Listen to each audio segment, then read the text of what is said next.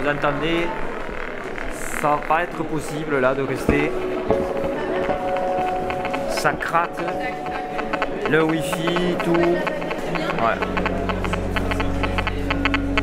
Ça va être invivable. On est complètement impuissant, c'est effrayant. Des douleurs au ventre, mal de tête, vertige, insomnie. Donc des symptômes d'un seul coup qui apparaissent, une panoplie énorme. Et c'est un niveau qui commence à être un peu trop pour moi. Je commence à sentir toute la tête un petit peu oppressée. D'où ça vient ce qui me perturbe? Ça vient des fenêtres. En fermant les volets, ça allait mieux. C'est Internet qui aide à comprendre. C'est-à-dire qu'on tape quelques mots-clés, antenne, trouble du sommeil, on fait le rapprochement entre ce qu'on vit et ce que les autres ont vécu, et c'est exactement ça. J'ai supplié. Je dis non, je ne peux pas dormir, mais où puis-je dormir, où puis-je dormir? Je la vois comme une victime d'une pollution, d'une technologie qui a débarqué dans nos vies et qui, chez certaines personnes, produit cette hyper-électrosensibilité.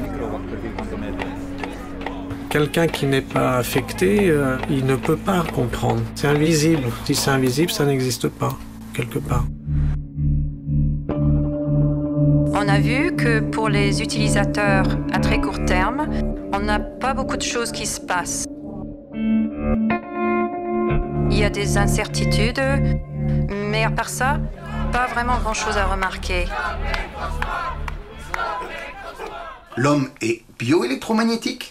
Et ces champs électromagnétiques, qui sont une nouvelle pollution environnementale, perturbent nos échanges électriques endogènes. Et ça, c'est quelque chose que nos cellules n'aiment pas trop, parce que quand les ondes sont hachées ou pulsées, comme on le dit, eh bien, les cellules sont très stimulées et ça peut engendrer des pathologies si ça dure un certain temps. Aujourd'hui, il devait arriver des gens qui sont en détresse aussi, qui n'ont pas pu arriver, parce qu'ils n'ont pas les capacités de voyager. Donc tous les jours, il y a des gens qui sont en détresse. Et nous, on est au contact direct de tous ces gens-là.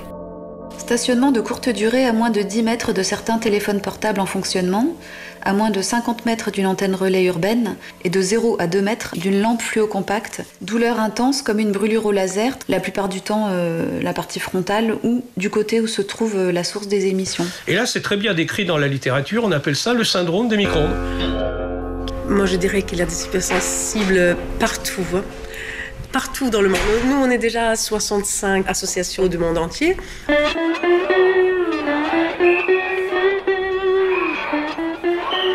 Il faut nous aider, il faut nous protéger. On ne peut pas laisser des gens en souffrance comme ça et s'acharner contre eux. C'est inhumain. Est-ce qu'on n'est pas les premières personnes qui réagissent en disant « Ouh là là, là il y a quelque chose de dangereux. Il y a un tel enjeu économique derrière que c'est là le problème. »